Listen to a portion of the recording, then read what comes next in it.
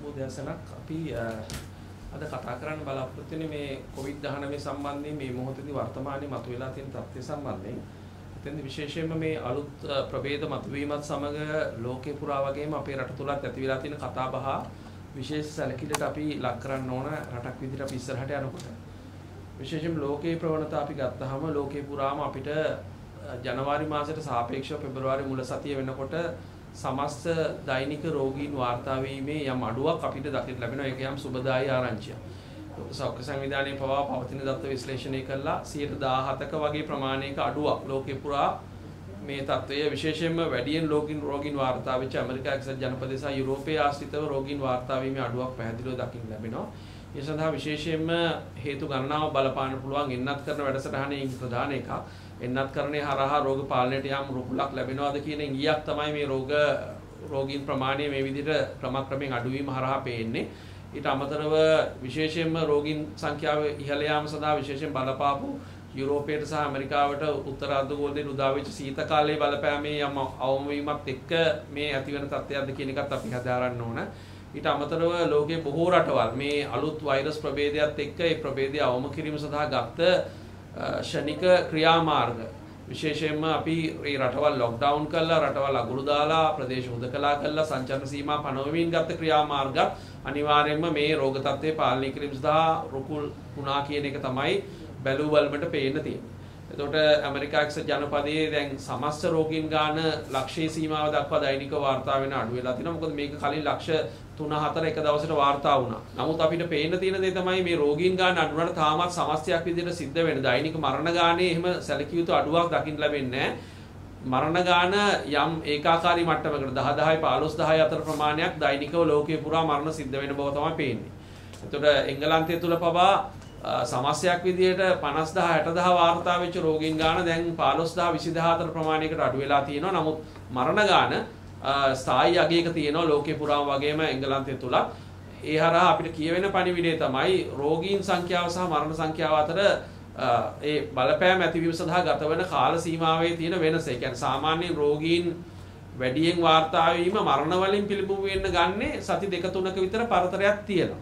එතකොට දැන් ඒක අපේ ලංකාවටත් අදගත්ත වෙනවා. දැන් අපේ රෝගීන් ගාන වැඩි වෙමින් යනවා. එතකොට මරණ ගාන පිළිබිඹු වෙන්න ඉඩ තියෙන්නේ පෙබරවාරි මාසයේ අන්තිම සතිය වගේ වෙනකොට තමයි අපේ රට තුල මරණ වැඩි වෙන්න මීට වඩා වැඩි ඉඩකඩක් තියෙනවා ලෝකයේ ප්‍රවණතා අධ්‍යයනය කළ බැලුවා. ඒ වගේම තමයි ලෝකයේ මේ විදිහට සමස්තයක් විදිහට රෝගීන් ගාන අඩු වුණාට අපේ රට සහ ලෝකයේ අතර මේ තියෙන සම්බන්ධතාවය සහසම්බන්ධතාවයන් අපි අධ්‍යයනය කළ බැලුවම අපිට පැහැදිලිව පේන්න තියෙන දේ තමයි අපි හැමතිස්සෙම හැම වැඩේදීම වගේ මේ කොවිඩ් වල සිදුවෙන සිදුවීම් ගත්තාම ලෝක ප්‍රවණතාවලට වඩා මාස කිහිපයක් පිටිපස්සේ මාස 2-3ක පිටිපස්සෙන් තමයි අපි ඉන්නේ. ඒ නිසා විශේෂයෙන්ම අපි ගත්තාම දැන් මුල් අධීරයේදී පවා අපේ රට තුළ පළවෙනි රෝගියා වාර්තා වෙනකොට මේක ගෝලීය වසංගතයක් බවට ප්‍රකාශයටපත් කරලත් ඉවරයි. ඒතර අපේ රට තුළ මේ පළවෙනි රැල්ල තුළ උපරිමයට අපි ගියේ මැයි ජුනි මාසවල. ඒතර මාර්තු අප්‍රේල් මාසවල ලෝකේ පුරාම මේක විශාල ව්‍යාප්තියක් තිබිච්ච තත්ත්වයක් අපි දැක්කා. ඒ නිසා පැහැදිලිව මේ මොහොතේදී මේ ලෝක ප්‍රවණතාව වෙලා තියෙන රෝගීන් සංඛ්‍යාව අඩුවීම අපේ දත්ත වලින් පිළිබිඹු වෙන්න අඩුම ගානේ තව මාස 2ක විතර කාල සීමාවක් යයි. විශේෂයෙන්ම අපි එන්නත් කරන වැඩසටහනක් තාම ස්ථාවර විදිහට සමාජයට එන්නත් දීම් පටන් ගන්න නැති තත්ත්වයට ඒකට යන කාල සීමාව ඊටත් වඩා සමහරට දීර්ඝ වෙන්න පුළුවන්.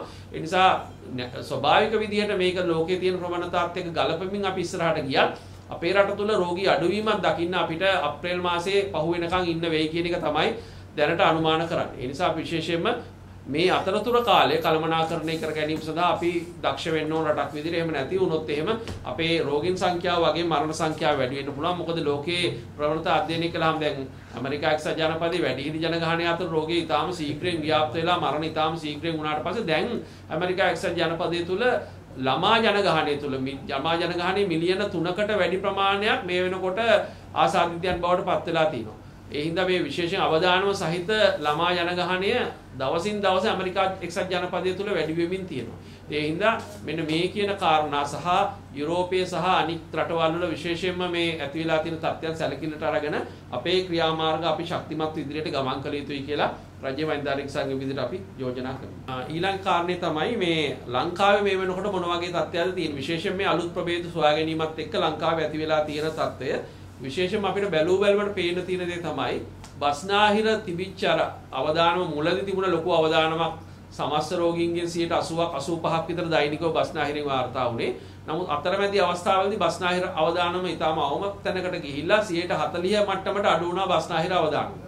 නමුත් දැන් නැවත වටේකින් එක 60 දක්වා වැඩි වෙලා තියෙනවා. ඒ කියන්නේ බස්නාහිර මේ අලුත් ප්‍රභේදයේ හොයාගත්ත රෝගීන් පිරිස ගත්තාම මේ පිරිසින් සැලකිය යුතු ප්‍රමාණයක් බස්නාහිර පළාතෙන් වාර්තා වෙලා තියෙන තත්ත්වයට යටතේ විශේෂයෙන් කොළඹ නගර සභා සීමාවෙන් වාර්තා වෙලා තියෙන තත්ත්වයට යටතේ බස්නාහිර මීට සති දෙක තුනකට කලින් තිබිච්ච අර අවදානම නැවත සාපේක්ෂව ඉහළ යමින් තියෙනවායි කියන එක තමයි ඊයේ පෙරේද සංඛ්‍යා ලේඛන අධ්‍යයනය කළාම අපිට පේන්න තියෙන. නැවත 60 මට්ටම දක්වා ගමන් කරලා තියෙනවායි කියන එක තමයි බස්නාහිරත් විශේෂයෙන්ම අර කොළඹ නගර සභාවට කේන්ද්‍ර වෙලා තිබිච්ච අවදානම දැන් ඊයේ දවසේ වෙනකොට නගරයෙන් පිට කොළඹ දිස්ත්‍රික්කයේ අනිත් තැන් වලට විශේෂ කැපිපෙනෙන වර්ධනයක් අපිට පේන්න තියෙනවා. දැන් ඊයේ දවස් තුල සමස්තයක් විදිහට රෝගීන් 801ක් වාර්තා වෙනකොට කොළඹ දිස්ත්‍රික්කය ඇතුළේ අපි රෝගීන් 238ක් වාර්තා වෙලා තියෙනවා. ඒ 238න් 108 දෙනයි කොළඹ නගර සභා සීමාවේ.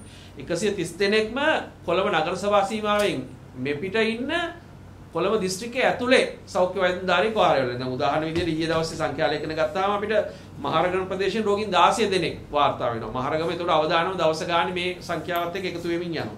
ඊළඟට ඒ වගේ හැම සෞඛ්‍ය වෛද්‍යධාරී කාර්යාල ප්‍රදේශ ආශ්‍රිතවම රෝගීන්ගේ යම් වැඩිවීමක් දකින්න ලැබෙනවා මේ කොළඹ නගර සභා සීමාවෙන් බාහිරව තියෙන. ඒ නිසා අපි විශේෂයෙන්ම මේ පවතින තත්ත්වයට යටතේ විශේෂයෙන්ම අපේ සැලකිල්ල විශේෂයෙන් කොළඹ දිස්ත්‍රික්කයේ අනිකුත් ප්‍රදේශ කරා අපි ගමන් අවධානය යොමු කළ යුතුයි කියලා අපිට පේනවා. ඒ හින්දා මේ පවතින තත්ත්වය විශේෂයෙන් දැන් ඊයේ දවසට කලින් අපිට ඊයේ සංඛ්‍යා විශ්ලේෂණාත්මක දත්ත වාර්තා වුණේ පෙරේදා වාර්තා වෙච්ච රෝගීන්ගේ එතනදිත් 58ක විතර ප්‍රමාණයක් බස්නාහිර පළාතෙන් වාර්තා වෙලා තියෙනවා. ඊට අමතරව මහනුවර, රත්නපුර, කුරුණෑගල, ගාල්ල ඒ වගේ හම්බන්තොට වගේ දිස්ත්‍රික්ක කිහිපයකින්ම යම් ඉහළ රෝගීන් ප්‍රමාණයක් වාර්තා වෙන ස්වභාවයක් ආවා.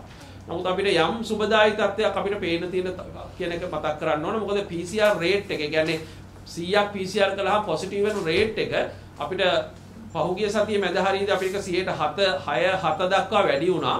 නමුත් නැවත දැන් මේ PCR ප්‍රමාණය වැඩි කිරීමත් එක්ක සාපේක්ෂව වැඩිවීමත් එක. මොකද ඒ වෙනකොට PCR 12000ක් විතර කරමින් තිබුණේ. දැන් PCR 15000 16000ක් ඊයේ දවස් වල පෙරේද දවස් වෙනකොට වාර්තා වෙන ස්වභාවයත් නැවත PCR රේට් එක 5% මට්ටමට නැවත අඩු වෙලා තිබීම අපිට යම් සුබදායි තත්වයක්. ඒක ඉදිරි දත්ත වලින් තමයි ඒක තව වැඩි පැහැදිලි කරගන්න පුළුවන් වෙන්නේ. අපේ රට තුල මේ අලුත් ප්‍රවේදයත් එක්ක මේක කොයි විදිහට හැසිරෙයිද කියලා තාම හරියට අපිට අනුමාන කරන්න බෑ. ලෝකයේ අනිත් යුරෝපීය රටවල් වල වගේ වාර්තා වෙච්ච විදියට ශීඝ්‍ර ව්‍යාප්තියක් අපේ රට තුලත් සිද්ධ වෙයිද කියන එක අපිට ඉදිරි සංඛ්‍යා ලේඛන හරහා තමයි කියන්න වෙන්නේ. දැනට ඒක සම්බන්ධයෙන් නිශ්චිත අනුමානයක් කරන්න බැරි වෙලා තියෙනවා. නමුත් දැන් මතුවලා තියෙන තත්ත්වය එදාට සාපේක්ෂව යම් සුබදායි තැනක්. මොකද එදා 6.6-7 දක්වා මේ PCR රේට් එක වැඩි වුණාට දැන් ඊයේ පෙරේද දවස් දෙකේම අපිට මේ PCR 15000 16000ක් අතර ප්‍රමාණයක් කරනකොට අපිට රේට් එක විදියට වාර්තා වෙලා තියෙන 5%ක විතර රේට් එකක්. ඒ කියන්නේ කලින් දැන් සති දෙක තුනකට කලින් තිබිච්ච තත්ත්වයට නැවත පැමිණලා කියලා. ඒතකොට දෙවෙනි රැල්ල තුල විතරක් මේ වෙනකොට අපිට රෝගීන් 70000කට වඩා වාර්තා වෙලා තියෙනවා.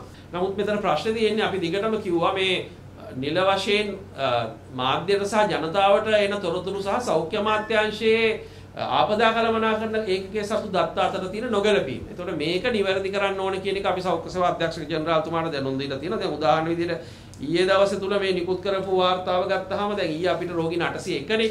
නමුත් සෞඛ්‍ය අමාත්‍යාංශයේ කොවිඩ් ඔපරේෂන් රූම් එක, ඒ කියන්නේ කොවිඩ් මෙහෙයුම් මැදිරිය හරහා මේක සමීප රූපයක් ගන්න මේ තියෙන්නේ සෞඛ්‍ය අමාත්‍යාංශයේ කොවිඩ් මෙහෙයුම් මැදිරිය දත්තපත්‍රිකාව. මේක දෛනිකව නිකුත් වෙනවා. ඒතර මේ දත්තපත්‍රිකාව අනුව ඊයේ දවස් තුල අපිට රෝගීන් 863ක් ඉන්නවා. දැන් ඊයේ අපිට ආවේ 801යි නිල සංඛ්‍යාව. ඒතර මේ විදිහට නොගැලපීම් වෙන්න මොකද්ද හේතුව? දැන් රසායනාගාර වලින් එන සියලුම දත්ත අරගෙන තමයි මේක හදන්නේ. එතකොට දැන් මේ දත්ත ඊගාවට ජාතික දත්ත බවට පත්වීමේදී ඇති වෙන වෙනස තාම අපිට පැහැදිලි. දැන් උදාහරණ විදිහට අපි ගත්තාම මේ ඇක්ටිව් කේසස් ගන්න. සක්‍රීය රෝගීන් ගන්න මේ ඔපරේෂන් රූම් එක අනුව සෞඛ්‍ය අමාත්‍යාංශය මේ කවුරුත් හදපේ ගන්නේ සෞඛ්‍ය අමාත්‍යාංශයේ අත්සන සහිතව නිල වශයෙන් එන ලියවිල්ල මේකේ පැහැදිලිවම පෙන්නනවා. දැන්ට අපිට ඇක්ටිව් කේසස් තියෙනවා 7362ක්. ඒතර අපිට දැන් නිල වශයෙන් ඊයේ සංඛ්‍යා ලේඛනයේ අනුව ඇක්ටිව් කේසස් තියෙන 6123යි. ඒ කියන්නේ ඇක්ටිව් කේසස් ගන්නෙත් 1200. ඒ කියන්නේ ඇත්තටම කොවිඩ් පොසිටිව් වෙච්ච රෝගීන් සංඛ්‍යාව ප්‍රකාශනපත් කිව්වේ රෝහල්ගත වෙච්ච සංඛ්‍යාව හරි මොනවා හරි හේතුවකින් ප්‍රායෝගික කාරණා මැද හරි 1200ක විතර වැඩසක් තියෙනවා. ඒ කියන්නේ 1200ක් විතර රෝගීන් කොහෙද මොකද්ද උනේ කියන එක අපිට හොයාගන්න නැහැ මේ නිල සංඛ්‍යාලේඛනය අනුව ජාතික මට්ටමින් නිකුත් වෙන සංඛ්‍යාලේඛන අනුව මේක තරම් හොඳ තත්ත්වයක් නෙමෙයි.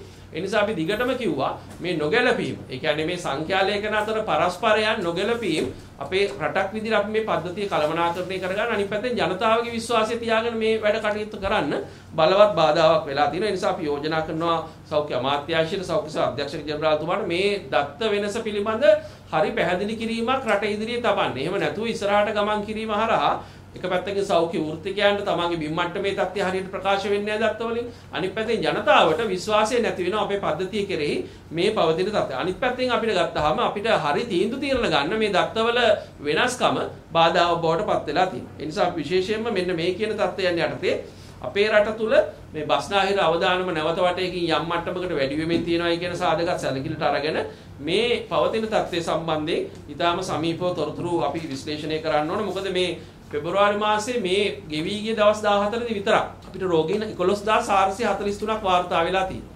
කියන්නේ මේ රේට් එකෙන්ම ගියා මේ දැන් මේ මාසෙට දින අඩුවෙන් තියෙන පෙබරවාරි මාසේ දින 28යි තියෙන්නේ. එහෙම තියෙද්දිත් ජනවාරි මාසෙට වඩා ලෙඩ්ඩු ගන්න වැඩි වෙනවා මේ යන විදියට ගියොත්. ඒ කියන්නේ ඇවරේජ් අපි ගත්තාම පෙබරවාරි මාසේ පළවෙනි දවස් 14 සංඛ්‍යාලේඛනයේ සාමාන්‍ය ගත්තොත් එහෙම දවසකට රෝගීන් 817ක් වාර්තා වෙලා තියෙනවා. දවසකට රෝගීන් 817යි කියලා කියන්නේ දවස් 28 වෙනකොට රෝගීන් 23000කට ආසන්න ප්‍රමාණයක් වාර්තා වෙන්න ඕනේ. ජනවාරි මාසයේ සමස්ත දවස් 31ටම වාර්තා වුණේ රෝගීන් 20000කට චුට්ටක් වැඩි ගන්න. එතකොට මේ දවස් 28ට විතරක් පෙබරවාරි මාසේ මේ විදිහට අනුමාන කළොත් එහෙම රෝගීන් සංඛ්‍යාව 23000කට වඩා වැඩි ප්‍රමාණයකට ගමන් කරන්න ඉඩ තියෙනවා කියන එක තමයි දැනට අනුමාන. මරණ සංඛ්‍යාවත් එහෙමයි අපිට මරණ දෙකක් තුනක් තිබිච්ච එක දවසකට දැන් මරණ 6-7 වෙනවා. ඒ වගේ මරණ සංඛ්‍යාව ගත්තාම යම් පැහැදිලිව අපිට පේන්න තියෙනවා ඊයේ මරණ වගේම පෙරේද මරණ ටික සියල්ලම ගත්තාම කොළඹ නගර සභා සීමාවෙන් එළිය තමයි මරණ සිද්ධ වෙන්නේ. දැන් ඊට කලින් අපි සති දෙක තුනකට කලින් දත්ත විශ්ලේෂණය කළාම සමස්ත රටේ වෙච්ච මරණ වලින් 60%ක් 65%ක්ම සිද්ධ වුණේ කොළඹ නගර සභා සීමාව ඇතුළේ. අද වෙනකොට ශීඝ්‍ර විදිහට මේ මරණ සංඛ්‍යාව කොළඹ නගර සභා සීමාවෙන් එළියට ගමන් කරමින් තියෙනවා. දැන් ඊයේ වෙච්ච මරණ 7ම කොළඹ නගර සභා සීමාවෙන් එළියේ. ඊයේ වෙච්ච මරණ 7න් මරණ 5ක්ම කොළඹ දිස්ත්‍රික්කයෙන් සහ බස්නාහිර පළාතෙන් එළියේ. ඒතර බස්නාහිර පළාතෙන් එළියට රෝගීන් සංඛ්‍යාව වැඩි වෙනවත් එක්කම දැන් ඒක පිළිබිඹු වෙනවා මරණ වලින් මරණ සංඛ්‍යාවත් බස්නාහිරෙන් එළියේ වැඩි වෙමින් තියෙනවා. ඒතකොට මේක තරම් සුබදායී තත්ත්වයක් නෙමේ. විශේෂයෙන්ම අපි පහසුකම් ගත්තත් මේ අපේ රෝහල් පද්ධතිය ශක්තිමත්භාවය ගත්තත් බස්නාහිර පළාතට සාපේක්ෂව අනිත් ඇඟවල අපි බදුල්ල දිස්ත්‍රික්කයේ ගත්තොත් එහෙම අපේ ඒ තියෙන රෝහල් පද්ධතියේ තියෙන ධාරිතාවන් ඒවත් ගැලපෙන්නේ නැහැ බස්නාහිරට සාපේක්ෂව ඉතාම අඩු ප්‍රමාණයක්. ඒතකොට ඒ වගේ තැනක මරණ වැඩි වෙන්න ගත්තොත් එහෙම සංකූලතාව වැඩි වෙන්න ගත්තොත් එහෙම ඒක අපේ පද්ධතියට අනවශ්‍ය බරක් වෙනවා. ඒ නිසා මෙන්න මේ කියන තත්ත්වයන් සැලකිලිට අරගෙන අපි කටයුතු කළ යුතුයි. ඒ වගේම අපිට අපහැදිලි තැන් ගණනාවක් තියෙනවා. දැන් බදුල්ලේ එකපාර රෝගීන් 100 200 එක දවසට ඇවිල්ලා දැන් වෙනකොට රෝගීන් සංඛ්‍යාව ඊයේ පෙරේද සංඛ්‍යාලයකට ගත්තාම රෝගීන් 3යි 4යි වාර්තා වෙන්නේ. දැන් අපිට කලින් කියවුණා බදුල්ලේ ඇඟලුම් කම්මල් ආශ්‍රිත විතරක් PCR 1500 විතර වැඩි ප්‍රමාණයක් පෙන්ඩින් තියෙනවා. ඒ කියන්නේ රිසල්ට්ස් එන්න තියෙනවා ප්‍රතිඵල එන්න. ඒතර ඒ වල ප්‍රතිඵල ආවද? ඒවා තාම පෙන්ඩින්ද? ඒ කියන්නේ දැන් සතියක් හවු වෙලා තාම බදුල්ලේ රිපෝට්ස් ටික නැද්ද? PCR ප්‍රමාදය සතියකට වැඩි කාලයක් තියෙනවායි කියන පදනම මත මේක ඊටාම් භයානක තත්ත්වයක්. මොකද දැනටත් අපි මේ ප්‍රතිඵල ගන්නේ සතියක් පරක්කු වෙච්ච පිළිණු වෙච්ච දත්ත එක්ක නම් මේ අපි හරි තීන්දුව తీරන අරගෙන රට ඉස්සරහට ගෙනියන්න බැරි වෙනවා. විශේෂයෙන් බදුල්ල වගේම මේ සමහර දිස්ත්‍රික්කවල එකපාරටම වැඩි වෙලා ඊට පස්සේ එකපාර රෝගීන් ප්‍රමාණය 3-4 දක්වා අඩු වෙන්නේ මේ ප්‍රතිඵල ප්‍රමාදයත් එක්කද ඇත්තටම නැත්නම් රෝගීන් ගාන අඩු වෙලා. මේක පැහැදිලි කළ යුතුයි වසංගත රෝග විද්‍යාංශය. මොකද එහෙම නැතුව අපි රටක් විදියට රටේ හැම ප්‍රදේශයකටම අවධානය යොමු කරමින් ඉදිරියට ගමන් කරන්න බැරි වෙන තත්ත්වයක්. ඊගාවට අපි විශේෂයෙන්ම හැමෝගෙම අවධානය යොමු වෙලා තියෙන්නේ මේ නව ප්‍රභේදයේ වාර්තා වීමත් එක්ක අපි දැක්කා ජයවර්ධනපුර රසායනාගාරය විසින් ප්‍රකාශයට පත් කළා සාම්පල් 92ක් වගේ ප්‍රමාණයක් ජනවාරි මාසේ ඉඳන් පෙබරවාරි මුල වෙනකන් ලංකාවේ විවිධ තැන් වලින් ගත්ත සාම්පල් 92ක වගේ ප්‍රමාණයක් පරීක්ෂා කරලා බැලුවට පස්සේ තමයි මේ අලුත් ප්‍රභේදයේ සහිත රෝගීන් ලංකාවේ ඉන්නවා කියලා තහවුරු වෙලා තියෙන්නේ. මම දැක්ක අද ජනමාධ්‍ය වාර්තා කරලා තියෙනවා. ඒතකොට රෝගීන් 16 දෙනෙක් විතර ප්‍රමාණයක් හඳුනගෙන තියෙනවා කියන්නේ. කියන්නේ සාම්පල් 92ක් බලනකොට 16ක් තමයි පොසිටිව් වෙලා තියෙන්නේ. ඒතකොට දැන් ඔබ දන්නවා ජනවාරි මාසේ විතරක් අපේ රට තුල රෝගීන් 20000කට වැඩි ප්‍රමාණයක් වාර්තා වුණා. ඒක සාම්පල් 92ක් බලනකොට 16ක් මේ අලුත් වෛරස් ප්‍රභේදයත් එක්ක හමු වුණා නම් මේ 20000 ඇතුලේ මේ මන්දරයක් මේක කොහොමද අපි අර්ථ ගන්නන්න ඕන කියලා මොකද මේ සමහර තොරතුරු අපිට එළියට අවිලා නැති හින්දා මේවා නිරූපණය වෙන විදිහ ගත්තාම බැලූ බැලමට අපිට රෝගීන් සැලකිය යුතු ප්‍රමාණයක් රට ඇතුලේ අලුත් ප්‍රභේදයත් එක්ක ඉන්න ඉඩ තියෙනවායි කියන එක තමයි මේ එළියට ඇවිල්ලා තියෙන සංඛ්‍යා ලේඛන හරහා කියවෙන්නේ. නමුත් ඒක වඩා පැහැදිලි කරන්න මම හිතන්නේ සෞඛ්‍ය අමාත්‍යාංශය සතු දත්ත හරහා ඒ නිල වශයෙන් පැහැදිලි කිරීමක් කරන්න ඕන. මොකද මේ අලුත් ප්‍රභේදය ගත්තාම දැන් 4ක් ගැනනේ කිව්වේ. කොළඹ දිස්ත්‍රික්කයේ විශේෂයෙන් කොළඹ නගර සභා සීමාව ඇතුලේ අවිස්සාවේලි ඊට පස්සේ බියගම සහ වවුනියාවේනේ මේක වාර්තා වෙනවා කියලා කිව්වේ. ඒතකොට දැන් අපිට ප්‍රශ්න කිහිපයක් ඉතුරු වෙනවා මේ හරහා. ඒ කියන්නේ මේ තැන් හතරේ විතරද මේ අලුත් ප්‍රභේදය තියෙන්නේ. ඒතකොට බදුල්ලේ අච්චර ශීඝ්‍ර ව්‍යාප්තියක් ආවේ මේ අලුත් ප්‍රභේදයේද නැත්නම් වෙන ප්‍රභේදයකින් තිබිච්ච ප්‍රභේදයේද? ඊගාවට අපි දැක්ක මිනුවන්ගොඩ විවාහ මංගල උත්සවයක ශීඝ්‍ර ව්‍යාප්තියක්. ඊගාවට අපි දැක්කා මම්පොළ කුරුණෑගල ඊටාම ශීඝ්‍ර විදියට ව්‍යාප්ත වෙනවා. ඊට කලින් අපි දැක්ක කෑගල්ල ප්‍රදේශයේ මේ රෝග ලක්ෂණ සහිත රෝගීන් සංඛ්‍යාව අසාමාන්‍ය ලෙස ඉහළ යනවා. ඒතකොට ඒවා මේ අලුත් ප්‍රභේදේ නැත්නම් තිබිච්ච ප්‍රභේදේද? ඒ පිළිබඳව තාම හරි පැහැදිලි කිරීමක් සෞඛ්‍ය බලධාරීන්ගේ පැත්තෙන් ඉදිරිපත් වෙලා නැහැ. ඒ නිසා අපි තාම දන්නේ නැහැ. ඔබ මගෙන් අහුවොත් එහෙම වෙනත් ප්‍රදේශවල මේ අලුත් ප්‍රභේදේ නැද්ද මේ තැන් හතර ගැන විතරද අපි සැලකිලිමත් වෙන්නේ කියලා. ඒකට හරි උත්තරයක් දෙන්න තාමත් කාටවත් හැකියාවක් ලැබිලා නැහැ. මොකද අපි ප්‍රමාණවත් තරම් මේ පරීක්ෂණ කරන්නේ නැති හින්දා. දැන් උදාහරණ විදිහට සාම්පල් 92යි බලලා තියෙන්නේ ජනවාරි මාසෙ තුලම. එතකොට අපි 20000ක් රෝගීන් වාර්තා වෙනකොට 100%ක් මේ අය අතරින් අපි අලුත් ප්‍රභේද හඳුනා ගැනීම සඳහා යොමු කළා නම් ඒ 200ක් විතර බලන්න ඕනේ. එතකොට දැන් 100ට දශම ගාණක් තමයි බලලා තියෙන්නේ. එතකොට ඒක ප්‍රමාණවත්ද අපි රටක් විදියට මේ අලුත් ප්‍රභේද හඳුනා ගැනීම සඳහා අපිට තියෙන ඉඩ පහසුකම්. මේක එක රසායනාගාරයකට විතරක් මේකේ වගකීම දීලා යනවාද නැත්නම් ඊට වඩා පුළුල් කරනවද? මොකද මේක එක රැයකින් මාසෙකින් දෙකකින් ඉවර වෙන ප්‍රශ්නයක් නෙමෙයි කොවිඩ් කියන්නේ. අපිට කොවිඩ් එක තව සෑහෙන කාලයක් ගත කරන්න සිද්ධ වෙයි. ඒ නිසා අපි සැලසුම් හදලා කෙටි කාලීන, මධ්‍ය කාලීන, දීර්ඝ කාලීන වැඩපිළිවෙලක් සහිතව මේ ප්‍රභේද හඳුනා ගැනීම සඳහා මීට වඩා වැඩි අවධානයක් යොමු කරන්න ඕනේ. මොකද මේ හරහා කියවෙන පණිවිඩ අපිට ප්‍රතිපත්තිමේ තීන්දුව తీරන ගන්න ඉතාම වැදගත් වෙන හින්දා. ඒ හින්දා විශේෂයෙන්ම මේ පවතින తත්වය අපි හඳුනා ගන්න ඕනේ. ඒ වගේම තමයි මම මුලින් කිව්වේ මේ ප්‍රභේදය මේ එංගලන්තයේ වාර්තා වෙච්ච ප්‍රභේදයට සමාන ප්‍රභේදය අපේ රට ඇතුලෙන් දැන් වාර්තා වෙලා තියෙනවා. සාම්පල් 92ක් බලනකොට 16ක් පොසිටිව් වෙලා තියෙනවා. ඒ කියන්නේ රෝගීන් 16 දෙනෙක් හොයාගෙන තියෙනවා. ඒතර මේ තැන් හතරේද විතරද කියලා අහුවොත් ඒකට අපිට උත්තරයක් හරියට දෙන්න බෑ. තව තැන් වල ඉන්න පුළුවන් කියන එක තමයි අපිට සැක කරන්න සිද්ධ වෙන්නේ මේ යන ව්‍යාප්තියත් එක්ක. ඊට අමතරව මේ ප්‍රභේදය ඇරුණාම තව අපිට මීට වඩා දරුණු ප්‍රබල මාරාන්තික ප්‍රතිඵල දෙන ප්‍රභේද ගණනාවක් පිළිබඳ ලෝකේ වාර්තා වුණා. විශේෂයෙන් දකුණු අප්‍රිකාවේ ප්‍රභේදය. දැන් කවුරු හරි ඇහුවොත් මේ මොහොතේ දකුණු අප්‍රිකාවේ ප්‍රභේදය ලංකාවට ඇවිල්ලාද කියලා ඒකටත් අපිට හරි පැහැදිලි කිරීම දැනට බලපු ටිකේ නැහැ. නමුත් සාම්පල් 92කින් මේකේ නිගමනයකට එන්න පුළුවන්. ඒක තමයි තියෙන ප්‍රශ්නේ. විශේෂයෙන් මේ එන්නත සම්බන්ධයෙන් දකුණු අප්‍රිකානු ප්‍රභේදයේ ප්‍රශ්නයක් තියෙන නිසා අපි විශේෂයෙන් පුළුල් කළ යුතුයි අපේ තියෙන පහසුකම් මේ ප්‍රභේද හඳුනා ගැනීම සඳහා.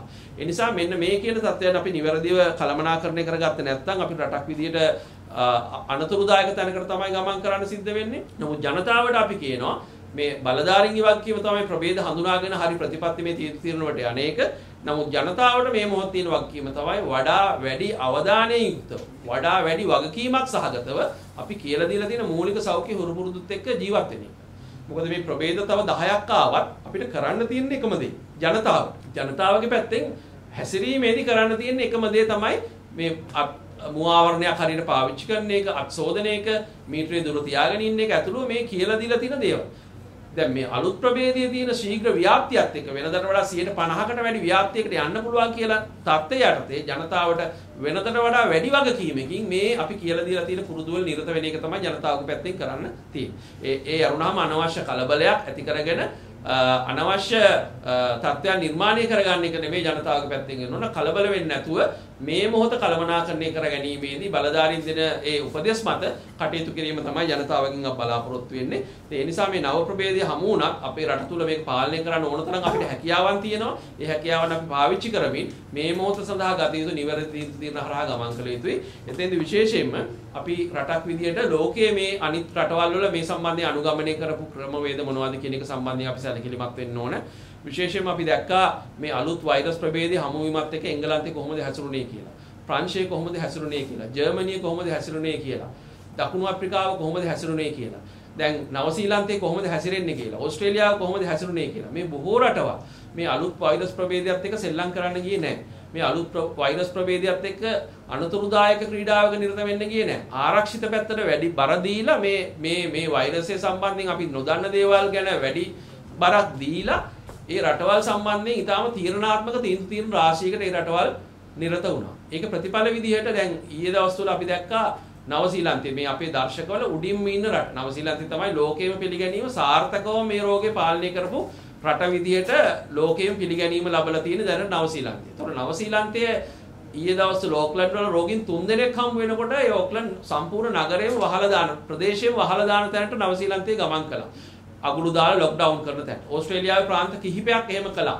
ඇඩිලේඩ් වගේ වික්ටෝරියා ප්‍රාන්තයේ මේ විදිහට කටයුතු කළා. මෙල්බන් නගරය මිලියන 5කට වැඩි ජනගහනයත් එක්ක සම්පූර්ණයෙන් අගුළු දැම්මා. එතකොට එංගලන්තයේ තාමත් රට වහලා දාලා තියෙන තැන ගමන් කරලා තියෙන මේ අලුත් ප්‍රවේදය සම්බන්ධයෙන් ඒ අය ඊටාම දැඩි අනතුරුදායක තක්සේරුවක නිරත වෙලා ඉන්නවා. ඒ නිසා දැන් අපි මේකෙන් අදහස් කරන්නේ අපේ රටත් අපි වහලා දාන්න ඕන, එහෙම නැත්නම් අපේ ප්‍රදේශ වහන්න ඕන කියන එක නෙමෙයි කියවෙන්නේ. අපි පැහැදිලිව මේ අනතුරු තේරුම් ගන්න ඕන. අනතුරු තේරුම් අරගෙන මේ අනිත් රටවල් වල අත්දැකීමුත් පාදක කරගෙන අපේ රටට එතනින් ගැලපෙන දේවල් අපි ගන්න කඩිනම් වෙන්න ඕන. මොකද දැනටත් අපි යම් ප්‍රමාදයක් එක්ක වැඩ කරන්නේ. විශේෂයෙන්ම සෞඛ්‍ය අංශවල සමහර ප්‍රමාදයන් අකාර්යක්ෂමතාවයන් එක්ක ප්‍රතිඵල එන්න සතියක් පරක්කු වෙනවා නම් දැන් මේ ජනවාරි මාසේ ඉඳන් කරපු විශ්ලේෂණවල මේ ප්‍රතිඵල අපිට ඇවිල්ලා තියෙන දැන් නම් ඒ කියන්නේ ජනවාරි මුල ආපු අපේ මේ අලුත් ප්‍රභේද දැන් නම් අපි ප්‍රකාශයටපත් වෙන්නේ. ඒ කියන්නේ කොහොමත් සති දෙක තුනක පරක්කුවක් ප්‍රමාදයක් එක තමයි අපි යන්නේ. ඒක තව ප්‍රමාද වෙනවා අපි තීරණ ගන්න ප්‍රමාදුත්. ඒ නිසා අපි විශේෂයෙන් යෝජනා කරන්නේ මේ මොහොතේදී විශේෂයෙන්ම සියලු දෙනාගේ අදහස් සැලකිල්ලට අරගෙන සමස්තයක් විදිහට සෞඛ්‍යමය සාධක වගේම රටේ ආර්ථිකය ජන ජීවිතයේ මේ සියලුම දේවල් කළමනාකරණය කරගනිමින් ඉදිරියට ගමන් කිරීම සඳහා අපි වැඩපිළිවෙලක් හදන්න ඕන. එතෙන්දී විශේෂයෙන්ම අපිට විකල්ප තුනක් අපි මුලින් ඉඳන්ම හඳුනාගත්ත අපිට ලෝකයේ අනිත් රටවල් කරපු විදිහට ඒ විකල්ප තුන තමයි ලෝකේ සමහර රටවල් මේ කොවිඩ් එක සෙල්ලම් කළානේ. ඒ කොවිඩ් එක සෙල්ලම් කළා කියලා කියන්නේ කොවිඩ් වලට ඔහි යන්න දුන්නා, මැරෙන අයට මැරෙන්න දුන්නා. රටේ කටයුතු ඉස්සරහට ගෙනිච්චා. දැන් ඇමරිකාව වගේ රටවල් බොහෝ දුරට මේ ප්‍රතිපත්තිය තමයි අනුගමනය කළේ. කොවිඩ් කියන එක මොකක්ද කියලා හරියට හඳුනාගන්නේ නැතුව කොවිඩ් වලින් මැරෙන අයට මැරෙන්න දුන්නා, බෝ වෙන විදියට බෝ වෙන්න දුන්නා, රටේ කටයුතු ඉස්සරහට ගෙනිච්චා. දැන් අපිට පැහැදිලිව අපේ රටට එහෙම යන්න බෑනේ. ඒ හරහා මෙච්චර විශාල මරණ සංඛ්‍යාවකට මුහුණ දෙන්න අපේ පද්ධති කඩා වැටෙන එක අහන්න දෙයක් නැහැ. මේ ප්‍රතිපත්තිය තෝරගත්තා. ඒක නෙමෙයි අපේ විකල්පය. ඒතකොට දෙවෙනි එක තමයි අපිට ඕන විකල්පයක් විදිහට හඳුනා ගන්නවා. සමස්ත රටම වහලා දාලා, ගුවන් තොටුපළවල් වහලා දාලා, රටට ඇතුල් වෙන්නත් බෑ, රටින් පිට වෙන්නත් බෑ. ඒ විදිහට අන්තගාමී විදිහට මේක පාලනය කරන්නත් සමහර රටවල් උත්සාහ දරුවා. අවසානයේදී මොනවද ඉතුරුනේ? ආපස්සට හැරිලා පාලනය කරලා බැලුවට පස්සේ දරිද්‍රතාව, දුප්පත්කම, ආර්ථිකයේ කඩාවැටීම, මන්දපෝෂණය, මිනිස්සුන්ගේ මානසික ප්‍රශ්න, සමාජීය ජීවිතේ කඩාවැටීම, රැකියා හිමීම, විරකියා මේවා තමයි අන්තිමට ඉතුරුනේ. ඒතකොට කොවිඩ් පාලනය කරලා අපි ඒ ටික ඉතුරු කරගෙන හරියන්නේ නැහැ. නිසා දෙවෙනි විකල්පයත් අපිට තරම් ගැළපෙන විකල්පයක් නෙමෙයි. විශේෂයෙන්ම අපි වගේ කුඩා ආර්ථිකයක් තියෙන රටකට ජනතාවගේ අපේක්ෂාත් එක්ක අපි ඉස්සරහට යන්න ඕනේ. ඒක තුන්වෙනි විකල්පය තමයි අපි තෝරගත්තේ. මොකද්ද තුන්වෙනි විකල්පය? ඒක තමයි අභියෝගාත්මක විකල්පය. අභියෝගාත්මක විකල්පේ උනේ කොවිඩ් පාලනය කරන ගමන් නව සාමාන්‍යකරණයත් එක්ක රට ඉස්සරහට ගෙනියන්න. ඒක අමාරු දෙයක්. සෞඛ්‍ය අංශ විදිහට අපි ඒකට එතරම් කැමති නෑ. ඒ කියන්නේ අපේ පැත්තෙන් ගත්තොත් අපිට ලේසි වැඩේ කරන්න අර දෙවෙනි විකල්පෙට ගියාන. මිනිස්සු ගෙවල් වල තියාගෙන රට වහගෙන කරන එක සෞඛ්‍ය අංශ වල ලේසි. නමුත් සමස්ත රටම ගත්තාම ඒක නෙමෙයි හරිම උත්තරේ. ඒ නිසා තමයි රජ්‍ය වෛද්‍යාලය සංඝ විදිහට මේකේ එක්සිට් ස්ට්‍රැටජි එකක් හදලා 2020 අප්‍රේල් 4 වෙනිදා රටට ඉදිරිපත් කළේ. එතෙන්දී විශේෂයෙන් කුඩාම පරිපාලනයක තෝරගෙන ඒකක අනුව රට සම්බන්ධයෙන් සමස්ත රට වැහෙන එක වළක්වමින් තීන්දුව ගන්න එකේ වැදගත්කම අපි අවධාරණය කළා. ඒ නිසා අපි මේ මොහොතේ කියන්නේ එතනින් එහාට ගිහිල්ලා අපි මේ මොහොත කළමනාකරණය කරලා ලෝකේ ප්‍රවණතාවත් අධ්‍යයනය කරන ගම විශේෂයෙන්ම ජනතාවට හරි අවධානම සංනිවේදනය කරමින් ජනතාවගේ සහයෝගයත් අරගෙන මේ තුන්වෙනි කල්පයේ ඔස්සේ රට ඉස්සරහට ගෙනියන්නේ කොහොමද කියන එකට තමයි අපි තාක්ෂණිකව කතා කළ යුත්තේ. එතෙන්දී විශේෂයෙන්ම අපි ගත්තාම මේ පවතින තත්ත්වය තුළ අපි මේ මොහොතේදී ගන්න ක්‍රියාමාර්ග වලට තව එහා ගිහිල්ලා මොනවද ගන්න පුළුවන් ක්‍රියාමාර්ග කියන එක අපි හොයලා බලන්න ඕනේ. මොකද මේ විකල්ප තුන ඔස්සේම යනකොට අපිට ඉලක්ක හදා ගන්න පුළුවන්. ඒතර අපිට මේ මොහොතේ හදා ගන්න පුළුවන් ප්‍රධාන ඉලක්ක දෙකක් තියෙනවා. එකක් තමයි අපිට පුළුවන් ඕනනම් ඉදිරි මාස 3 හරි 4 හරි 5 6 හරි ඇතුළත අපි කොවිඩ් සම්පූර්ණයෙන්ම රටෙන් තුරන් කරනවා. එහෙම නැත්නම් කොවිඩ් රෝගීන් සමාජය තුලින් වාර්තා වෙන එක ශුන්‍ය කරනවා. ඒකත් ඉලක්කයක් නේ අපිට. ඒක හදා ගන්න පුළුවන්. දැන් මම දැක්කා සමහර වෙලාවට රජයේම සමහර ඉහළ අය විසින් ඒ විදිහට ප්‍රකාශ කරනවා එන්නත් දීමේ ක්‍රියාවලිය හරහා රටේ කොවිඩ් තුරන් කරනවා. මේ මාස වෙනකොට රටේ කොවිඩ් නැති කරනවා කියලා.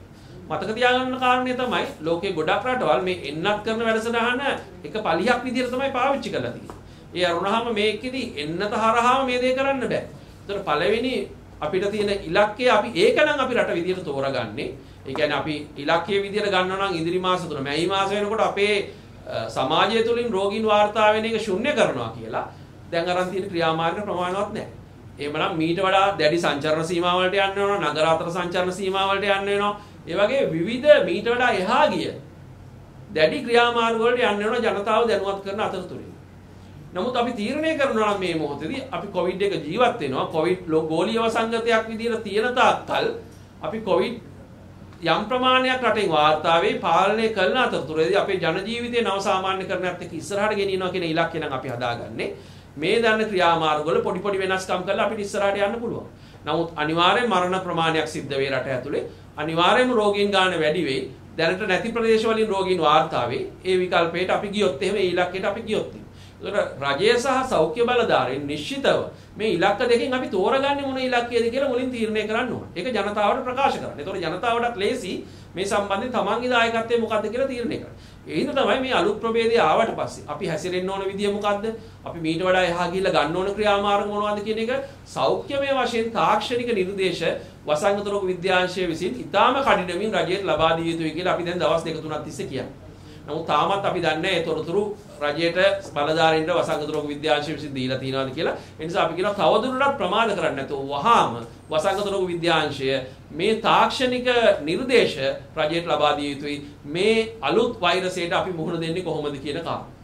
ඒතර ඒකෙදී විශේෂයෙන් මේ ශීඝ්‍ර ව්‍යාප්තිය සහ එංගලන්තය තුළ මේ වෙනකොට කතා බහට ලක් වෙමින් තියෙනවා මේ අලුත් වෛරසය හරහා මරණ සංඛ්‍යාව වැඩි වීම සම්බන්ධයෙන් සංකූලතාව වැඩි වීම සම්බන්ධයෙන් යම් කතා බහක් ඇති වෙමින් තියලා ඒ පිළිබඳව නිශ්චිත තොරතුරු නැති වුණා. ඒ සඳහා තියෙන ඉඩකඩ වැඩි වෙනවා. රෝගීන් ගාන වැඩි වීමත් එක්ක අනිවාර්යෙන් මරණ ගාන වැඩි වෙන්න පුළුවන්.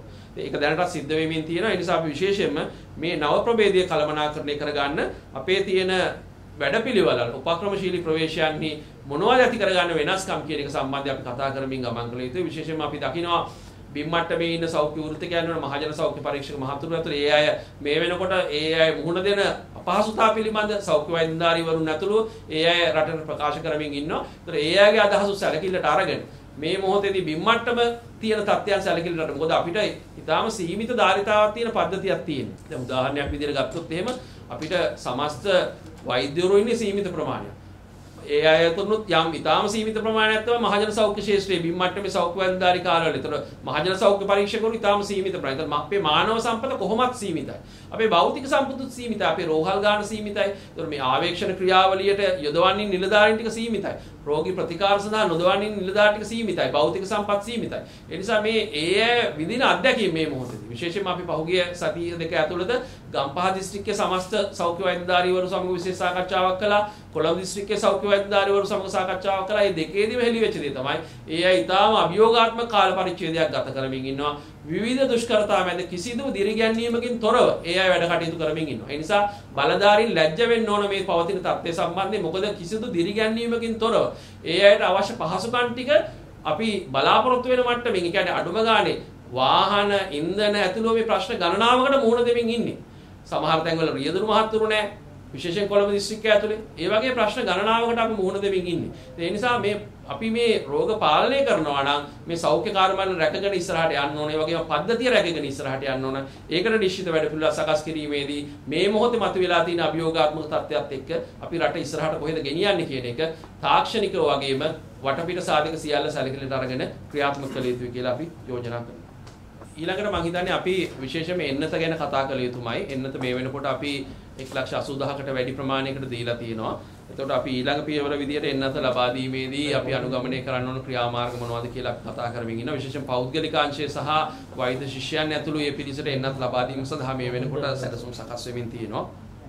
අපි දිගටම කිව්වා වගේ මේ රෝග පාලනය කිරීම සඳහා ලෝකයේ අනිත් රටවල් වගේම අපේ රට තුලත් එන්නත් කරන වැඩසටහනම අතිශයම සුවිශේෂී. ඒ නිසා සමාජය තුලට ඒ කියන්නේ සමස්ත ජනගහණයට එන්නත කඩිනමින් ලබා දීම සඳහා අවශ්‍ය වැඩපිළිවෙල මීට වඩා කාර්යක්ෂම ලෙස ක්‍රියාත්මක විය යුතුයි කියලා අපි විශ්වාස කරනවා. දැනට ලැබිලා තියෙන තොරතුරු අනුව මාර්තු මාසේ මුල සතිය වෙනකොට යම් එන්නත් ප්‍රමාණයක් අපිට ලැබීමත් එක්ක අවදානම් කණ්ඩායම් සඳහා විශේෂයෙන් අවුරුදු 60ට වැඩි පිරිස සඳහා එන්නත් ලබා දීම සඳහා අපිට කටයුතු කරන්න පුළුවන්. මොකද දැනටත් අපේ ගත්ත ක්‍රියාමාර්ගවල සාර්ථකත්වයත් එක්ක වැඩිහිටි ජනගහණය පුළුවන් තරම් රැකගෙන තමයි අපි මේ යන්නේ. සමස්තයක් විදිහට වාර්තා වෙලා තියෙන රෝගීන් 75000ට වැඩි ප්‍රමාණයෙන් 10%කට ආසන්න ප්‍රමාණයක් තමයි 60ට වැඩි අය අතරින් වාර්තා වෙලා තියෙන්නේ. ඒතර අපි තාමත් අපේ ගෙවල් ඇතුළට වෛරසය ගියත් අපේ ගෙවල් ඇතුළේ ඉන්න වැඩිහිටියෝ ටික රැකගෙන මේ ගමන යන්න පුළුවන් වෙලා තියෙනවා. නමුත් අපිට පේන තියෙන දේ තමයි වාර්තා වෙච්ච රෝගීන් ගාන 60ට වැඩි අය 10% වුණාට සමස්තයක් විදිහට වාර්තා වෙලා තියෙන මරණ ගත්තාම 60කට 70කට වැඩි ප්‍රමාණයක් සිද්ධ වෙලා තියෙන අවුරුදු 60ට වැඩියයි. ඒ නිසා අපේ ඇත්තටම රෝගීන් ගාන 60ට වැඩි අය අතර වැඩි වෙන්න ගත්තොත් එහෙම අනිවාර්යෙන් මීට වඩා සාපේක්ෂව වැඩි මරණ ගානක් ඒ කණ්ඩායම අතර සිද්ධ වෙන්න ඉඩ තියෙනවා. ඒ නිසා අපි මේ මොහොතේදී මේ වැඩිහිටි ජනගහනය 60ට වැඩි ජනගහනය එන්නත හරහා හෝ ආරක්ෂාව ලබා දීම ප්‍රමුඛතා පදනමින් සිදු කළ යුතුයි. ඒක කාර්යක්ෂමව කළ යුතුයි. පුළුවන් තරම් ඉක්මනට ඒ කටයුතු කරන්න ඕන. ඒ සඳහා අවශ්‍ය උපරිම සහයෝගය රජයේ වෛද්‍යානික සංඝ විදිහට අපි දෙන්න ලැහැස්ති. ඒ සම්බන්ධයෙන් ජනතාව දැනුවත් කරලා කටයුතු කිරීම. එතකොට ඒ වගේම තමයි එන්නත ගැන අපිට සුබදායී දේවල් ගොඩක් දැනගන්න ලැබුණා. ඒ තමයි පළවෙනි මාත්‍රාවෙන් විතරක් යම් ආරක්ෂාවක් මේ හරහා ලැබෙනවායි කියන එක.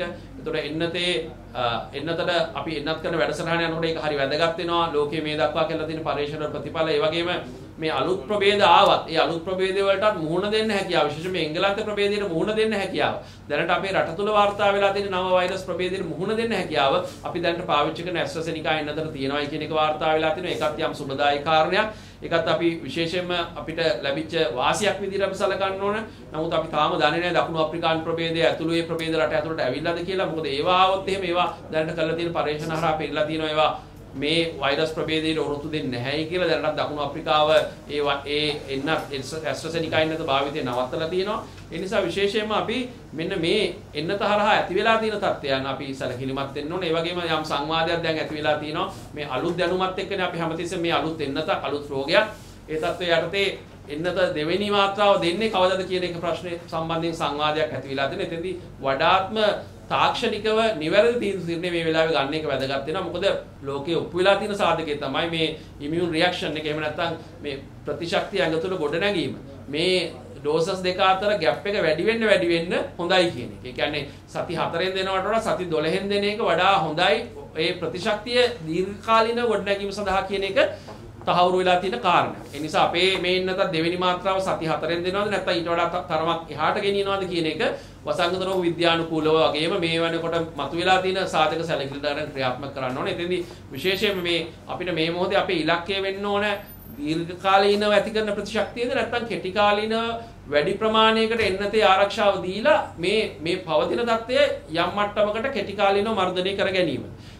ඒක නම් ඉලක්කය සති 4න් දීලා පුළුවන් තරම් පිරිසට මාත්‍රා දෙකම දීලා කටයුතු කිරීම තමයි හොඳ. නමුත් දීර්ඝකාලීනව මේ කියනවා නම් මේ ඇකියුට් ෆේස් එකකින් එහා ගිහිල්ලා long term එහෙම නැත්නම් දීර්ඝකාලීනව මේක විසඳුමකට යනවා නම් යම් කාල සීමාවක් පරතරේ ඊට වඩා තබා ගන්න එක තමයි හොඳ.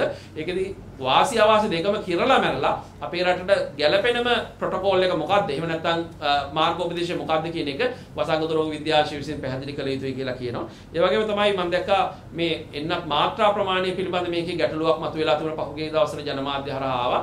අපිට දෙපාර්තමේන්තුව විසින් සෞඛ්‍ය දෙපාර්තමේන්තුව නිකුත් කළ තියෙන චක්‍රලේඛය අනුව මේ පාවිච්චි කරන ඇස්ට්‍රාසෙනිකා එන්නතේ කොවිෂීල්ඩ් එන්නතේ මාත්‍රා 10ක් තමයි අපිට පාවිච්චි කරන්න පුළුවන්. නමුත් ප්‍රායෝගික කාරණේ තමයි අපිට මේකේ තවත් අමතර මාත්‍රාවක් මේක ඇතුලේ තියෙනවා කියන එක ශාස්ත්‍රීය මේ සම්බන්ධ අත්දැකීම් තියෙන සියලු දෙනාම අපිට දැනුම් දීලා තියෙනවා. ඒතර ඒ කියන්නේ කිසි ගැටලුවකින් තොරව මාත්‍රා 11ක් මේක ඇතුලේ තියෙනවා පාවිච්චි කරන්න පුළුවන් නම් පාවිච්චි කරන්න.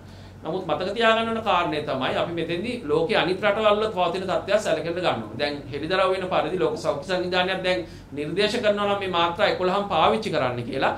කිසිදු ගැටලුවකින් තොරව ඒක පාවිච්චි කරන්න පුළුවන් නම් ඒක හරියට තාක්ෂණිකව ඇගීමට ලක් කරලා මේ මාත්‍රා 11ම පාවිච්චි කරන එක තමයි මේ මොහොතේ හොඳම දේ. නමුත් මේ නිෂ්පාදකයා සහ අනිකුත් ඒ පවතින සාධකයන්ට නිර්දේශ කරන්නේ මාත්‍රා 10ක් විතර නම් අනවශ්‍ය අවධානමක් ගන්න ඕනේ නැහැ 11 වෙනි මාත්‍රාව පාවිච්චි කරන්න. මේ දෙකම සම්බන්ධයෙන් හරියට කිරලා මැල්ල හරි තීන්දුව ගැනීමට සෞඛ්‍ය අංශ විසින් කටයුතු කළ යුතුයි.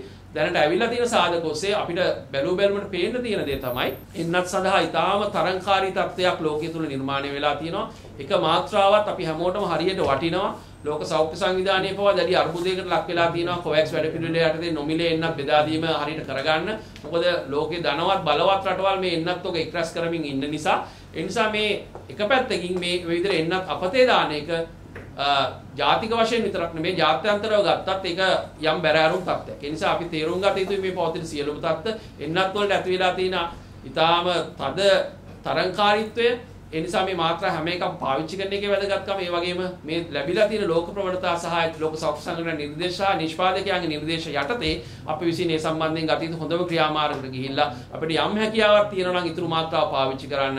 ඒ මාත්‍රාව පාවිච්චි කිරීම තමයි මේ මොහොතේ හොඳම දේ. වැඩි පිරිසකට අපිට එන්නත් කරන්න යදන්න පුළුවන්. මොකද දැනටමත් අපි 1,80,000ක් එන්නත් පාවිච්චි කරලා තියෙනවා කියන එකෙන් අදහස් කරනවා 18,000කට ආසන්න එන්නත් මාත්‍රා ප්‍රමාණයක් අපි අහක දාලා තියෙනවා.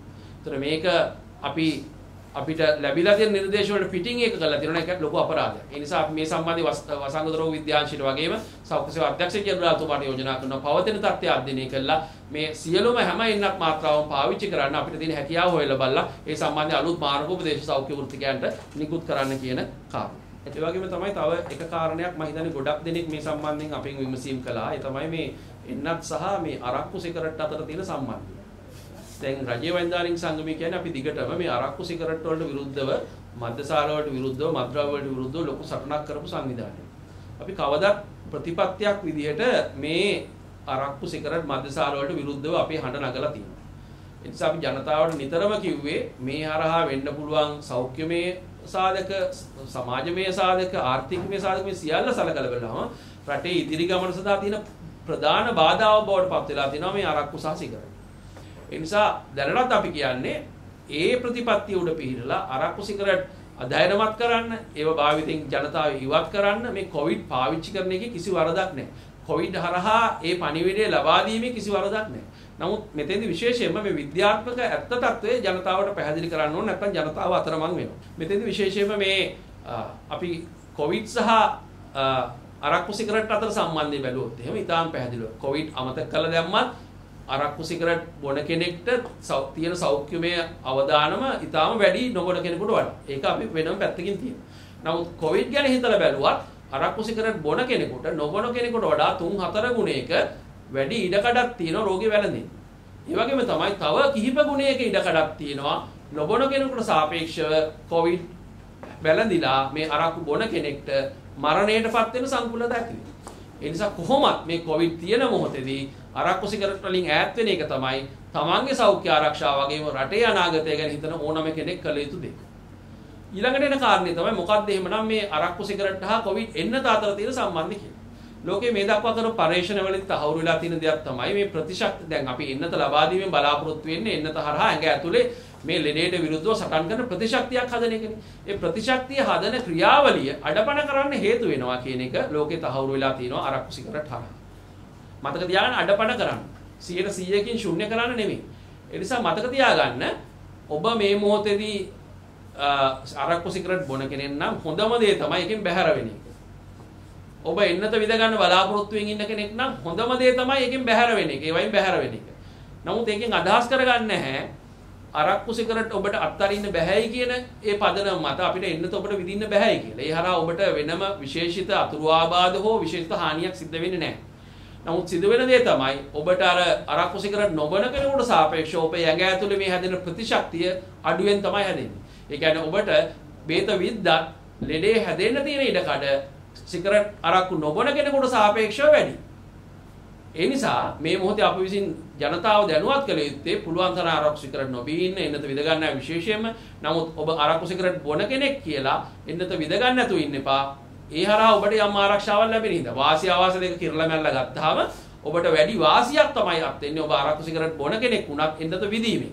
ඒ නිසා එන්නත විදීම සඳහා කිසිදු බාධාවක් නෙමෙයි මේ අරක්කු සිගරට් පාවිච්චි කරන එක. නමුත් ඔබට ලැබෙන ප්‍රතිශක්තිය අඩුවක් වෙන්න පුළුවන්. ඔබට එන්නතේ ප්‍රතිඵල ගන්න තියෙන ඉඩකඩ අඩු වෙන්න පුළුවන්. ඒ නිසා මෙන්න මේ කියන කාරණා සැලකිල්ලට අරගෙන ඔබ අරක්කු සිගරට් වලින් ඈත් වෙන එක තමයි හොඳම දේ. නමුත් එහෙම ඈත් වෙන්න බැරි කෙනෙක්ට පවා එන්නත ලබා දීම තමයි අපි සිද්ධ කරන්නේ. ඒ හරහා ඒ අයට යම් ආරක්ෂාවක් ලැබෙන තත්ත්වයට යටතේ. ඒ නිසා අපි මේ පැහැදිලි කිරීම කරන්නේ මොකද ජනතාව මෙතෙන්දී යම් වික්ෂිප්තභාවයකට සහ අතරමං වීමකට ලක් වෙලා ඉන්නවා විවිධ ප්‍රකාශයන් හරහා. ඒ නිසා අපි මේ පැහැදිලි කිරීම මම හිතන්නේ ජනතාව අතරට අනිවාර්යෙන් ගමන් කළ යුතු පැහැදිලි කිරීමක් විදිහට ඉදිරියේදී විශේෂයෙන්ම සමාජය තුළ අපි එන්නත් කරන වැඩසටහන ආරම්භ කරන මොහොතේදී මේ පැහැදිලි කිරීම වෙන්න ඕන. මොකද එන්නත් කරන වැඩසටහන සාර්ථක කර ගැනීම රටක් විදිහට ඉතාම වැදගත් වෙනවා. මොකද මේ සමාජයට අවදානම් කණ්ඩායමකට අපි එන්නත් ලබා දෙනකොට ඒ සදා තියෙන මිත්‍යා මත දුර්මත බැහැර කරමින් එන්නත් කරන වැඩසටහන සාර්ථක කර ගැනීම අත්‍යවශ්‍යම වැදගත් වෙනවා රටක් විදිහට අපි හොඳ තැනකට ගමන් කරනවා. අවසාන වශයෙන් මම හිතන්නේ අපි මේ මොහොතේදී ප්‍රධාන කණ්ඩායම් කිහිපයක අවධානය යොමු වෙච්ච ප්‍රශ්නයක් තමයි මේ ආදාහනීය භූමිදානය සම්බන්ධයෙන් මතුවලා තියෙන තත්ත්වය.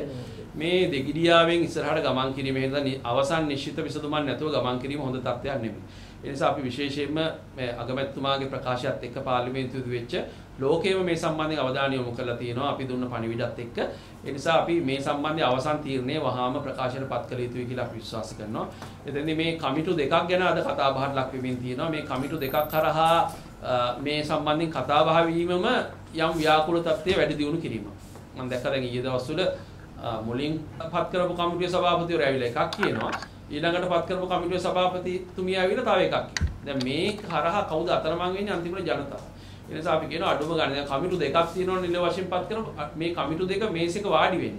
වාඩි වෙලා ඒ අතර එකඟතාවයක් ඇති කරන අවසානයේදී එක මතයක් රට ඉදිරිපත් කරනවා. මේ විදිහට අර දෙපැත්තට ඇදෙන ප්‍රකාශ කිරීම හරහා සමස්ත පද්ධතියට විතාම බලවත් හානියක් සිද්ධ වෙන්නේ. ජාත්‍යන්තරයේ ඉදිරියේ පවා අපේ රට හැල්ලුවට ලක් වෙනවා, විහිළුවට ලක් වෙනවා. ඒ නිසා අගමැතිතුමාගේ ප්‍රකාශයත් එක්ක මේ තත්ත්වයේ සම්බන්ධයෙන් ඊටාම ගැඹුරින් හොයලා බලලා මේ පවතින තත්ත්වයන් සැලකිලිට අරගෙන මේ අවදානම් තත්ත්වයන් සැලකිලිට අරගෙන තාක්ෂණික තීරණයක් විදිහට මේක අවසන් තීරණය ප්‍රකාශයටපත් කළා. ගැසට් නිවේදනයන් හරහා ඒක රටේ නීතිය බවට පත් කළ යුතුයි. එහෙම නැතුව තැන් තැන් වල මේ සම්බන්ධයෙන් කතා බහ කිරීමෙන් අපිට ප්‍රතිඵලයක් අත් වෙන්නේ නැහැ. මොකද අපි ඊටාම පැහැදිලිව කිව්වා මෙතෙන්දී අපිට විකල්ප තුනයි තියෙන්නේ. එකක් තමයි ආදාහනීය භූදාන ඕන කෙනෙකුට කරගන්න දෙනවා අවශ්‍ය විදිහට නිදහසේ. ඒක ඊටාම ඊට අඩුයි ඒ සඳහා අපේ රටේ. එතකොට එහෙම නැත්නම් අපි දැනට තියෙන විදිහටම ආදාහනීය විතරයි කියන ප්‍රතිපත්තියට යන්න පුළුවන්. එහෙම නැත්නම් යම් සීමාකාරී සාධකයන් සහිතව කොන්දේස් සහිතව භූදානට ඉඩ දෙන්න පුළුවන්. ඒතකොට මේකෙන් අපිට ගැළපෙන දේ මොකද්ද? මේ දක්වා අපි රටක් විදිහට අරන් තියෙන ක්‍රියාමාර්ගات එක්ක අපි අරන් තියෙන ක්‍රියාමාර්ග මොනවද කියලා දන්නවා. ඒ ක්‍රියාමාර්ග හැම එකේදීම අපි යම් අවධානමක් අරගෙන වැඩ කරලා තියෙනවා නම් මෙතෙන්දිත් අපි කටයුතු කරන්න ඕනේ. මේ පවතින තත්ත්වයන් යටතේ අපිට ජනතාවගේ උපරිම සහයෝගය ගන්න වගේම ජනතාවගේ සෞඛ්‍ය ආරක්ෂාව උපරිමයෙන් සහතික කරන්න පුළුවන් ක්‍රමවේදයකට. එතෙන්දී කෙනෙක් අහුවොත් එහෙම ආදාහනීය භූමිදානය දෙකෙන් වඩා හොඳ විදිය මොකක්ද කියලා හරි ලේසි මේ ප්‍රශ්නේ. මොකද උත්තරේ තමයි ආදාහනීය. 100%ක්ම අවදානම ශුන්‍ය කරලා අපි ඉස්සරහට යනවා. ආදාහනීය ගැන විතරයි අපි හිතන්න ඕන. නමුත් ඊට එහා ගිය සාධක ගණනාවක් මෙතෙන්දි මතුවලා තියෙන තත්ත්වය යටතේ අපි ඊළඟ විකල්පයක් ගැන හිතනවා නම් ඒ සම්බන්ධයෙන් නිවැරදිව තාක්ෂණික වැගීමට ලක් කරලා රටේ ඉදිරියට තබන්න.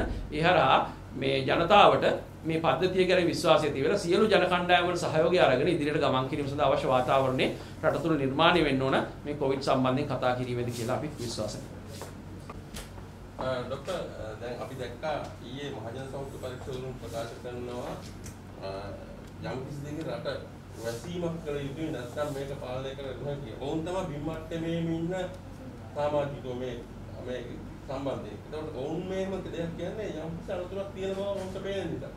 මොකද රජයේ සංගමිතේ මේක පිළිබඳ ඒක හරි වැදගත් වෙනවා. ඒ කාරණේ මම හිතලා මම අතරමැදදී කතා කරනකොට ඒක කිව්වා. මේ සියලු දෙනාගේ අදහස් මෙතෙන්දී ගන්න එක වැදගත් වෙනවා. මොකද බිම් මට්ටමේ ශනිකව මේ රෝගීන් එක්ක ගැටීම ආවේක්ෂණ ක්‍රියාවලිය යෙදලා ඉන්නේ මහජන සෞඛ්‍ය පරීක්ෂකවරු සෞඛ්‍ය වෛද්‍යවරු යටතේ. ඒතර ඒ අයගෙන් එන ආරංචි අපි ගත්තාම මේ විශේෂයෙන්ම මේ ව්‍යාප්තිය වැඩියෙන් තියෙන ප්‍රදේශවල යම් අනුතුරුදායක තත්ත්වයක් දවසින් දවස වැඩි වෙමින් තියෙනවා කියන එක තමයි පේන්නේ.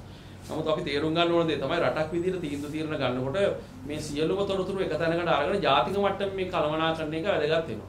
ඒතර ඒ තොරතුරු මේ මහජන සෞඛ්‍ය පරීක්ෂක මහතුරු ගාවත් ඒ විදිහට ගොනු වෙලා නැහැ. රජ්‍ය වෛද්‍යාලය සංගමයේ ගාවත් ගොනු වෙලා නැහැ. ඒක වැඩි තොරතුරු ප්‍රමාණයක් තියෙන්නේ වසංගත රෝග විද්‍යාංශය සහ සෞඛ්‍ය අමාත්‍යාංශය සතු. ඒ නිසා අපිට මේ මොහොතේදී කියන්න තියෙන ලෝකයේ අනිත් රටවල් වල අත්දැකීම් අපි ගත්තාම මේ වෛරසයේ හැසිරීම සම්බන්ධයෙන් අතරම් සුබදායි තත්ත්වයක් නෙමෙයි තියෙන්නේ. මේ හරහා රට තුළ නිර්මාණය වෙන්නේ ඉඩකඩ වැඩි ඉඩකඩක් තියෙන යම් භයානක තැනකට තමයි ගමන් කරන්න ඉඩ තියෙන්නේ.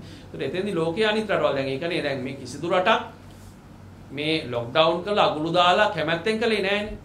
දැන් එංගලන්තයේ ලොක්ඩවුන් කරනකොට ඒක ඒ රජයේ බොහොම අමාරු තීරණයක් ඒ ගත්තේ. නවසීලන්තයේ ලෙඩ 3 දෙනෙක් කෙනෙකුට ලොක්ඩවුන් කරන්න ඉතාම අමාරු තීරණයක් ගන්නෙ. නමුත් ඒ දීර්ඝකාලීනව බලලා මේකේ තියෙන මේ දෙගිඩියාවකින් තොරව ඉස්සරහට ගමන් කිරීම සඳහා මේ මොහොතේ ගන්න. අනිත් එක මේ අගුළු දැමීම් දීර්ඝකාලීනව කරනේව නෙමෙයි. දැන් ඇඩිලේඩ් අගුළු දාන දවස් 5කට. ඕක්ලන්ඩ් දවස් 3කට. දැන් මේ මොකද්ද මේ අගුළු දැමීම හරහා කරන්නේ?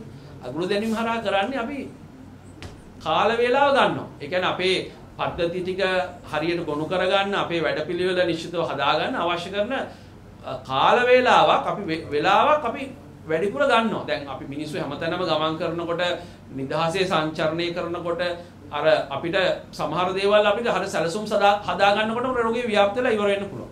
ඒ නිසා විශේෂයෙන්ම මේ ලෝකයේ අනිත් රටවල් මේ ප්‍රධාන වශයෙන් මේ සංචාරන සීමා පැනවීම හරහා බලාපොරොත්තු වෙලා තියෙන්නේ කාල වේලාව මිලදී ගැනීම, කාල වේලාව ලබා ගැනීම හරහා රෝග පාලනය කිරීම සඳහා අවශ්‍ය සැලසුම් සකස් කරන්න තමයි මේ වේලාව ගන්න. ඒතර පද්ධති බිඳ වැටෙන්නේ නැතුව ඉස්සරහට යන්න තමයි මේ කටයුත්ත කරන්නේ. නිසා අපේ රට තුල අපි ඒකයි කිව්වේ වසංගත රෝග විද්‍යාංශය මේ මූලික තොරතුරු සියල්ල එක තැනකට අරගෙන අපි බදුල්ලේ තොරතුරු එක තැනක තියෙනවා, කොළඹ තොරතුරු තව තැනක තියෙනවා. එහෙම නැතුව එක තැනකට අරගෙන සමස්ත රටේම තියෙන චිත්‍රය සම්බන්ධයෙන් වහාම විශ්ලේෂණයක් කළා ශනිකව රජයට යෝජනා කළ යුතුයි මේ සම්බන්ධයෙන් ගන්න අවසන් තීන්දුව සහ නිර්දේශ මොනවද කියන එක රට හුදකලා කිරීමක්ද, ප්‍රදේශ විදියට ගන්න තීරණයක්ද, නගර අතර සංචාරන සීමා කිරීමක්ද, ඒ සියල්ල අවසාන විග්‍රහයේදී තාක්ෂණිකව ගතේ තීරණ විදියට තමයි අපි දකින්නේ. වෛද්‍යතුමනි දැන් මේ සෞඛ්‍ය කාර්යාංශ වලට මේ එන්නත ලබා දුන්නා. ඊට පස්සේ දැන් අනිකුත් අත්‍යවශ්‍ය සේවාවන් වලට මේ එන්නත ලබා දෙන්න තියෙනවා. තවමත් කොළඹින් පිටර ගියොත් ජනතාව තුළ යම් බියක් දක්වනවා මේ එන්නත ලබා ගැනීම සම්බන්ධයෙන් නොයෙකුත් ප්‍රචාර නිසා. මේ නිසා දැන් වාර්තා වෙන විදිහට දවසකට එන්නත් එකක් දෙකක් අපත යෑමක් පවා සිද්ධ වෙනවා. මේ පිළිබඳව ඔබතුමාලා මේ මතය දැන් මේ එන්නත් මාත්‍රාව අපි දැන් දීලා තියෙන චක්‍රලේඛයට අනුව අපිට දැන් මේ සමහර එන්නත් කුප්පි තියෙනවා අපි පාවිච්චි කරන අපේ ජාතික වැඩසටහන තුල මාත්‍රා 10ක් තියෙන කුප්පියක 6ක් අපි පාවිච්චි කළාට පස්සේ 4ක් ඉතුරු වෙනවනේ. ඒ ඉතුරු වෙන 4 ඊළඟ දවසේ පාවිච්චි කරන්න පුළුවන්. ඒකට අපි කියන ඕපන් වයල් පොලිසි කියලා. නමුත් මේක මේ අලුත් එන්නතක් අපි තාම සමහර දේවල් දන්නේ නැහැ. ඒ නිසා දැන් මේ එන්නත සඳහා ඕපන් වයල් පොලිසි එක ක්‍රියාත්මක වෙන්නේ නැහැ. අපි දැන් මේ මොහොතේ එන්නතක් කුප්පියක් කැඩුවොත් එහෙම ඒක විද්දක් නැතත් පැය 6ක් ඇතුළත ඒක පාවිච්චි කරලා ඉවර කරලා ඊටු ටික විසි කරන්න. ඒක තමයි දැන් තියෙන ප්‍රතිපත්තිය. ඒ තත්ත්වය යටතේ ඔබ කියන පරිදි දැන් දවස අවසාන වෙනකොට 8 දෙනයි නම් විදලා තිබුණේ ඉතුරු මාත්‍රා දෙක අපිට විසි කරන්න සිද්ධ වෙනවා. ජනතාව අර අපි වෙලාවල් දීලා තිබුණා ජනතාව ආවේ නැත්තම්. ඒ නිසා අපි ජනතාවට මේ මොහොතේ කියන්නේ එක පැත්තකින් ආර්ථිකමය වශයෙන් මෙතෙන්දි වෙන බලපෑම. ඒ කියන්නේ මේ හැම එකක්ම ඩොලර් කීපයක් හරි වියදම් කරලා පිටරටින් අපි මේ මාත්‍රා ගෙන්නන්නේ. අනිත් පැත්තෙන් ජාත්‍යන්තරව මේ එන්නත් සලහා තියෙන ඊටාම තරංකාරීත්වය යටතේ එන්නත් එක මාත්‍රාවක්වත් අපතේ දාන එක ඊටාම බැරෑරුම් තත්ත්වයක්. ඒ නිසා අපි ජනතාවට විශේෂයෙන් කියන්නේ අපි මේ සෞඛ්‍ය වෘත්තිකයන් විදිහට අපි ක්‍රියාවෙන් ඔප්පු කරලා දින අපි සියලු දෙනාම එන්නත ලබාගෙන තියෙන්නේ අපි මේ විදිහට ඉන්නවා සැලකිය යුතු දරුණු අතුරු ආබාධ වලින් තොරව අපි ලක්ෂ 2කට ආසන්න ප්‍රමාණයකට එන්නත විදලා තියෙනවා. ඒ නිසා අතුරු ආබාධ අඩු ආරක්ෂිත ඵලදායීතාව ඉහළ අපේ රටට ගැළපෙන එන්නතක් අපි ගහලා තියෙන්නේ. ඒ නිසා ජනතාවගෙන් ඉල්ලනවා අපි සෞඛ්‍ය වෘත්තිකයේ විදිහට අපි ආදර්ශයක් දීලා තියෙන රටට එන්නත ලබාගෙන ඔබ ඒ ආදර්ශයට අනුව ගමන් කරමින් එන්නත ඔබට ලබා දෙන මොහොතේදී කිසිදු පැකිලීමකින් තොරව එන්නත ලබා ගැනීම සඳහා පැමිණෙන්න. ඒ හරහා ඔබට මේ මොහොතේ ඉටු කරන්න තියෙන ජාතික වගකීමක් ඉෂ්ට කිරීම සඳහා උර දෙන්න කියන පණිවිඩය ජනතාවට අපි ලබා දෙන්න. දැන් වෛද්‍යතුමනි ඔබතුමාලා දිගින් දිගටම ප්‍රකාශ කරන මේ PCR ප්‍රමාණය වැඩි කළ යුතුයි. දැන් පසුගිය කාලයක වඩා දැන් වැඩි කියලා ඔබතුමාලා සඳහන් කරා. නමුත් අර ගම සමග පිළිසඳරට ගියපු වෙලාවේ ජනාධිපතිවරයාගේ PCR යන්ත්‍රයක් ඉල්ලන ඒ ප්‍රදේශයේ එතුමා සඳහන් කරන්නේ දැන් එන්නත ලබා දීම තමයි කරන්නේ PCR අවශ්‍ය නැහැ කියලා. එතකොට ඔබතුමන්ලම සඳහන් කරා මීට පෙර මේ එන්නත ලබා දීම සෞඛ්‍ය නීති රීතිය උල්පඩන්න හෝ ඒ වගේ දෙයකට දෙන ලයිසන් එකක් නෙමෙයි කියලා. ජනාධිපතිවරයාගේ ප්‍රකාශයත් එක්ක රජයේ වෛද්‍ය නිලධාරීන් සංගමයේ එකඟ වෙනවා. මෙහෙම ජනාධිපතිතුමා එතෙන්දී අදහස් කරපු දේ මට නම් තේරුනේ එහෙම නෙමෙයි. ජනාධිපතිතුමාගේ දැන් ඒ ගමේ මිනිස්සු ඉල්ලුවේ මීමුරේ ප්‍රදේශේ මං හිතන්නේ ඒ ප්‍රදේශයේ තියෙන උඩුදුම්බර රෝහලට PCR යන්ත්‍රයක් දෙන්න කියන එකනේ. ඒතකොට ඇත්තටම විශේෂයෙන්ම අපි ගත්තාම ඒ දැන් අපිට PCR දෙන්න යන්ත්‍ර දෙන්න පුළුවන් පහසුකම ස්ථාපිත කරන්න පුළුවන් රෝහල් තියෙනවා. දැන් විශේෂයෙන් ශුද්ධ ජීව පිළිබඳ විශේෂඥ වෛද්‍යවරයෙක් ඇතුළු විශේෂඥ වෛද්‍යවරුන්ගේ අධීක්ෂණය යටතේ තමයි මේක සිද්ධ වෙන්නේ. ඒතකොට අපිට අපේ ප්‍රාථමික සත්කාර සේවාවන් පවත්වාගෙන යන්න ඕන තමයි. නමුත් උඩුදුම්බර රෝහලට ප්‍රායෝගික තත්ත්වයන් යටතේ PCR යන්ත්‍රයක් අවශ්‍යද කියන ප්‍රශ්නේ තියෙනවා. අපිට ඊට වඩා අපි ලංකාවේ විවිධ රෝහල් අපි ප්‍රමුඛතා පදනම මත අපි හඳුනාගෙන තියෙනවා. ඒ නිසා ජනාධිපතිතුමාගේ ප්‍රකාශයෙන් මම දැක්කේ නම් ඒ තැනට ඒක ගැලපෙන්නේ නැහැ කියන එක තමයි එතුමා අදහස් කරන්නේ නැත්තේ. එහෙම නැතුව PCR ප්‍රමාණය අඩු කළ යුතුයි කියන එක නෙමෙයි. නමුත් අනිවාර්යයෙන්ම අපිට විශේෂයෙන්ම රජ වෛද්‍යාල සංඝ විදිහට මේ දෙක එකට සමතුලිතව ගමන් කළ යුතුයි. විශේෂයෙන්ම අපි රට හුදකලා කරනවා නම් ඒ වගේ තත්ත්වයක් ඇති කරනවා නම් අනිවාර්යෙන් PCR ධාරිතාව වැඩි කරගනිමින් තමයි යන්න ඕනේ. එහෙම නැතුව රටක් වහලා දැමීමේ විතරක් ප්‍රතිඵලයක් එන්නේ නැහැ. PCR 15000ක් දවසකට කරමින් රට වහලා දැම්මට වැඩක් නැහැ. PCR ධාරිතාවත් වැඩි කරලා තමයි එතෙන්ට යන්න ඕනේ. ඒ හරහා තමයි සාර්ථක ප්‍රතිඵල ගන්න පුළුවන් වෙන්නේ. ඒ නිසා අපි විශේෂයෙන් යෝජනා කරන්නේ මේ දෙක එකට සමතුලිතව ගමන් කළ යුතුයි. ඒ නිසා එන්නත් කරන වැඩසටහනට ප්‍රමුඛතාවය දෙන්න ඕනේ. ඒ වගේම PCR ධාරිතාවත් ඉහළ නංවමින් තමයි අපි අවසානයේදී සාර්ථක ප්‍රතිඵල ළඟා කරගන්න ඕනේ.